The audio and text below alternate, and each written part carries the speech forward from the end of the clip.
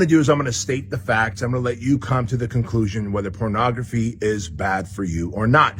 And the reality is that many of you are probably going to have excuses that will lead to, well, I only do it in moderation, that it's not that bad for me after all.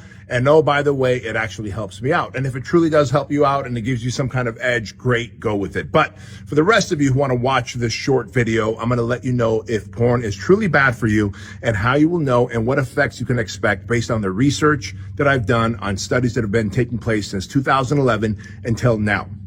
And plenty of research has been taking place. So first off, welcome to my private gym, BK Strength. That's the mats that we do jiu-jitsu on. This is where me and my clients and my staff and my family work out, and friends, of course. And this is also way in the back there, and through those double doors is where I keep some of my fun rides. But let's talk about pornography. Is it really that bad for you? So research after research continually shows us that pornography may be something that you might want to consider not doing. And here's why. It is a vice, it is an addiction, and it does create dependency.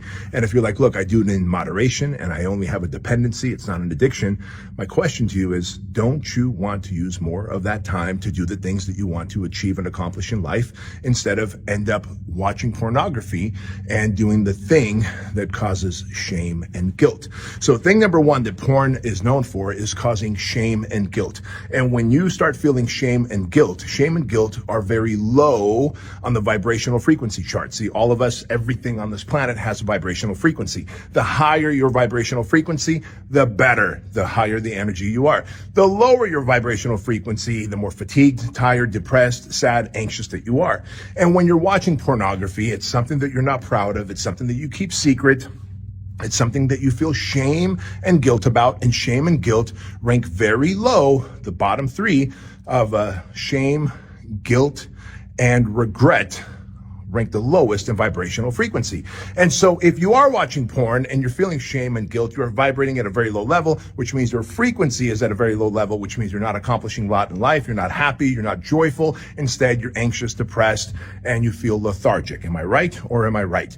Number two, pornography gives you cheap dopamine hits. There's nothing cheaper and faster in terms of getting dopamine than pornography. And so when we condition our bodies to get cheap, quick dopamine hits without putting out effort and energy to accomplish anything, we begin to condition our minds that the only time I'm looking for dopamine is through a cheap and relatively easy source. Pornography is it, right? And so when now you want to actually get something done, accomplish something, put one foot in front of the other, check off the boxes, move forward throughout your day, be productive, you're not going to get anything done. Those things that you would get done through accomplishing things, being productive, being a great member of society, you're not going to do much of, because the dopamine hits you get from there are going to take longer.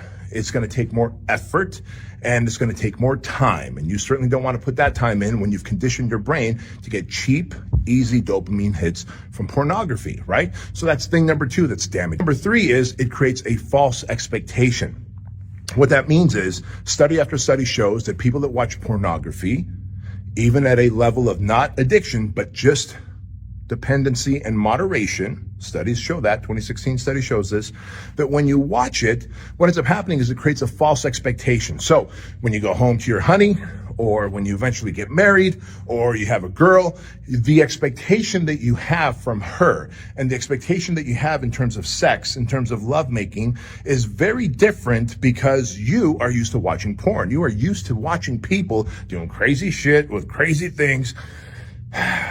And well, the reality is your honey's probably not going to be able to pull that off. They're not going to meet those expectations of a porn star, of threesomes, foursomes, objects, ball gags, and all the weird shit that you might be into. And look, I'm not here to judge you. I'm just here to tell you the facts, right? And so now if the expectation is not met, guess what happens? It is called porn-induced erectile dysfunction. And now we're seeing teens and people in their young men in their 20s experiencing pornography-induced erectile dysfunction for the first time. And that is because when you are watching pornography for a prolonged period of time, you are developing this expectation in your head that can't be met in reality, and therefore you can't get an erection, you can't get hard, you can't get aroused, and therefore your body doesn't want to function. Now that's pretty damaging to a relationship, and your honey might feel like, well, dude, you're not attracted to me. You're not into me. What the hell, right? And so what the other thing that pornography does is it men begin to objectify women. And when you start looking women as objects, you no longer see them as a life partner, as a friend, as someone that you care for, someone that you value. That's not a cool thing, right? Now, I mean, when you think about it, if you've got a mom, you've got a sister, you've got a daughter,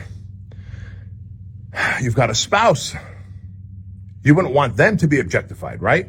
And so think about it that way. And so for all these reasons, pornography is a very damaging thing.